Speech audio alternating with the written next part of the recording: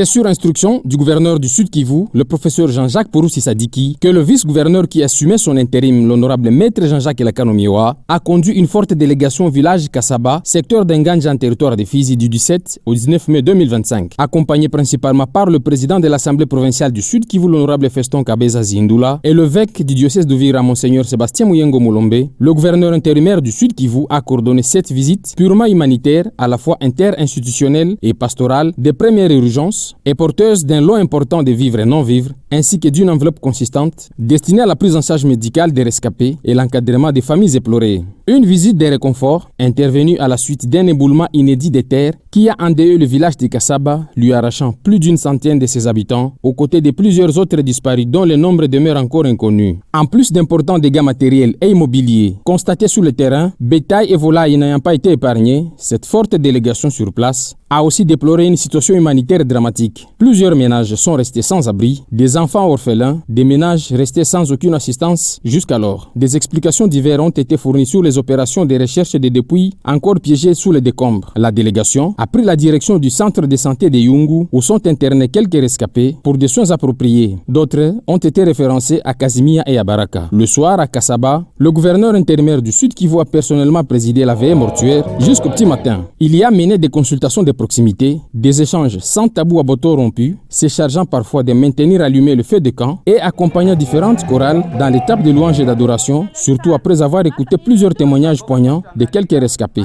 Le lendemain, au cours de la messe œcuménique, l'évêque du diocèse d'Uvira, Sébastien Muyengo, a levé tout équivoque sur une prétendue origine mystique de cette catastrophe naturelle en prêchant contre les mauvaises pratiques environnementales caractérisées par le déboisage irresponsable et incontrôlé à l'origine de ce drame humanitaire. Après cette célébration eucharistique qui a rassemblé plusieurs fidèles de toutes les tendances religieuses, s'en est suivi la cérémonie de levée de deuil ponctuée par plusieurs allocutions circonstancielles et d'autres témoignages. L'honorable maître Jean-Jacques Elakanomiwa, à travers un discours fort transparent, a annoncé le début imminent de la construction du centre de santé à Kassaba qui portera le nom de Félix Antoine Tshisekedi et dont les travaux d'achèvement seront pris en charge par le gouvernement provincial avant de procéder à la remise symbolique des vivres et non-vivres et déposer tour à tour des gerbes et des fleurs à la tombe de quelques victimes. Sur le chemin de retour, le vice-gouverneur a fait une escale à Baraka pour y récupérer 2 jeunes filles rescapées qu'il a acheminées à Uvira avec la possibilité d'une évacuation au Burundi pour des soins secondaires ou tertiaires. Les sinistrés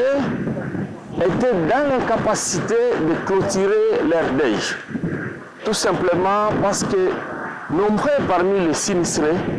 ont perdu les leurs et n'ont pas eu la capacité de retrouver ne serait-ce que leur corps pour les enterrer avec dignité.